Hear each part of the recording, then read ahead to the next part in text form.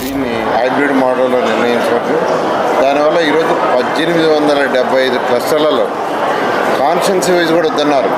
ఒక కాన్స్టిట్యున్సీలో పెడితే ఆ కాన్స్టిట్యున్సీకి మళ్ళీ బస్సుల ద్వారా కార్ల ద్వారా తెలుగుదేశం కార్యకర్తలు రావాల్సి వస్తుంది. దానివల్ల ఇంధన పొదుపు ఏదైతే అనుకున్నామో అది జరగదు.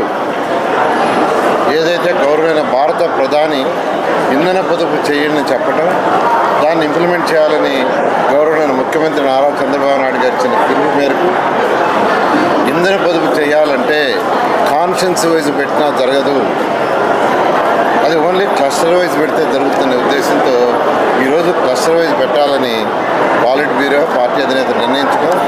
దాని మీద 1875 క్లస్టర్లలో ఇదే విధంగా ఇది ఒక క్లస్టర్. ఇప్పుడు మనం ఉండేది 54వ క్లస్టర్, 54వ డివిజన్లో ఒక క్లస్టర్, 53, 54 2 డివిజన్లు కలిసి క్లస్టర్. ఆ క్లస్టర్లో చాలా చక్కగా ఏర్పాటు చేశారు. ఇదే విధంగా ఈ నెల్లూరు సిటీలో ఉన్న 14 క్లస్టర్లో ఏర్పాటు చేశారు. నేను కావచ్చు, అబ్జర్వర్ కావచ్చు, ఇవన్నీ కూడా తిరిగాము. చాలా చాలా చక్కగా ప్రతి ఒక్కరు ఏర్పాటు చేశారు. ఈరోజు 54వ డివిజన్లో ఏర్పాటు చేసిన క్లస్టర్లో నేను, వేమిరెడ్డి ప్రభాకర్ రెడ్డి గారు ఎంపీ గారు, నుడా చైర్మన్ గారు, అదేవిధంగా అబ్జర్వర్ గారు మరియు మిగతా వాళ్ళందరూ యాక్చువల్గా రావటం, ఇక్కడ స్వర్గీయ ఎన్టీ రామారావు గారికి పూలమాల వేసి ఈ యొక్క కార్యక్రమాన్ని ప్రారంభించాం.